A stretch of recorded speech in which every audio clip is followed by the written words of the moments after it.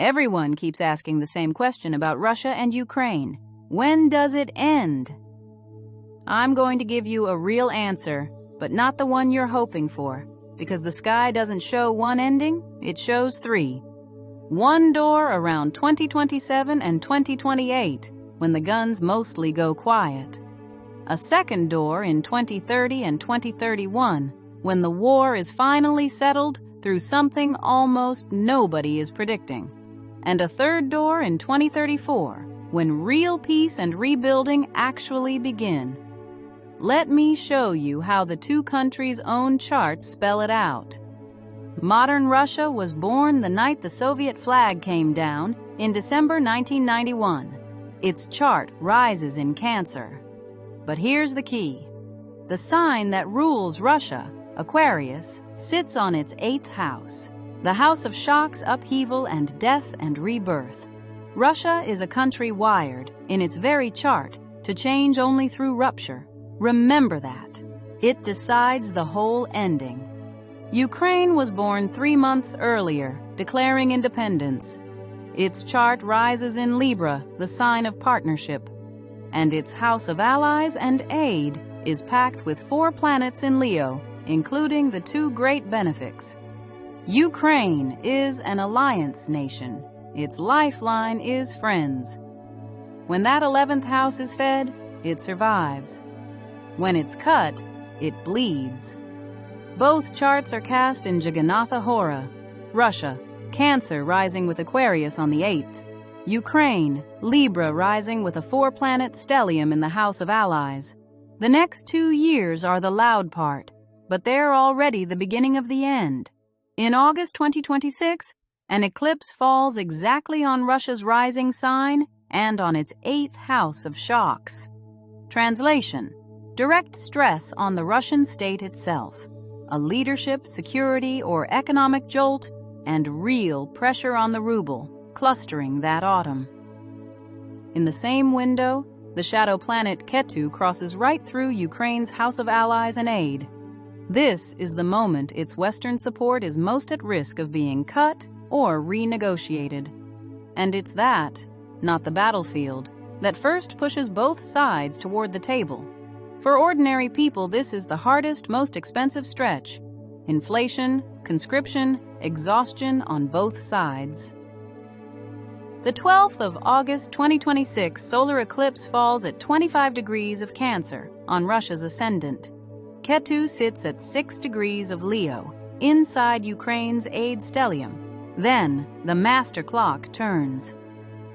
From 2027, Saturn, the planet of exhaustion, limits, and time, moves into Aries, and it sits for over 2 years on the exact axis of war and peace between these two charts.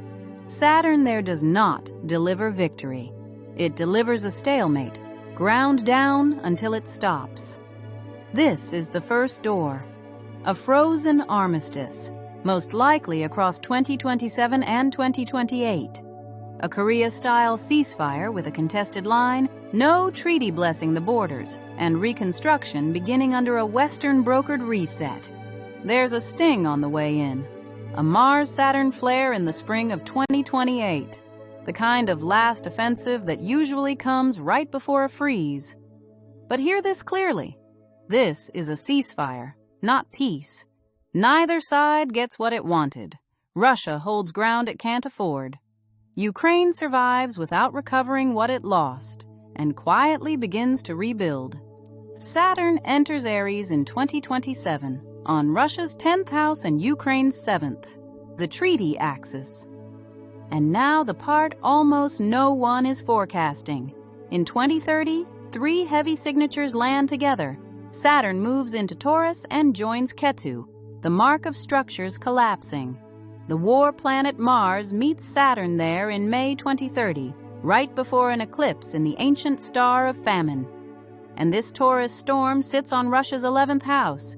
Its alliances, its gains, the very winnings of the war. Put it together, and you get the boldest call in this whole forecast. The war is not ended at a table in 2028. It is truly settled here, in 2030 and 2031. Because the Russian state that waged it fractures and transforms. Remember Aquarius on the 8th house, change through rupture.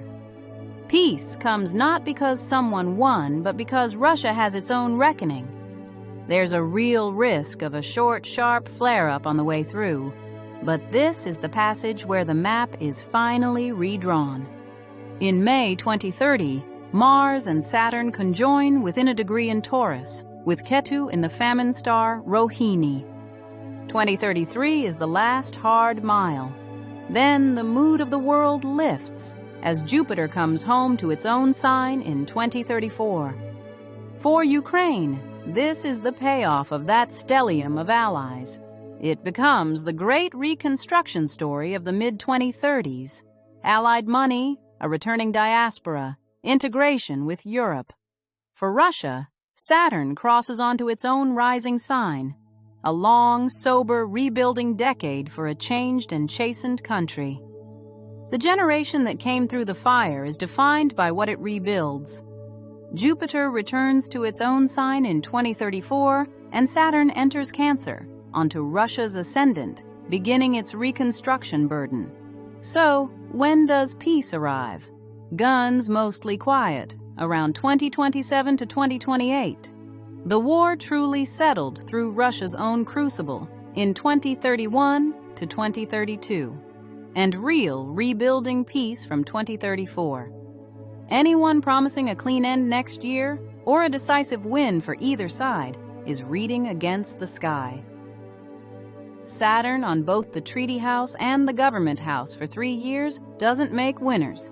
It makes exhausted survivors, and then makes them wait for Russia's own reckoning to write the ending. I log every one of these dated calls before the window opens so you can hold me to it. Tell me in the comments which country you want me to go deepest on next. And if this gave you a clearer map, like and subscribe so you don't miss it. Vedic astrology is interpretive guidance for reflection, not certainty, and not political, financial, or medical advice. If this helped you make sense of it all, like and subscribe. I'll see you in the next one.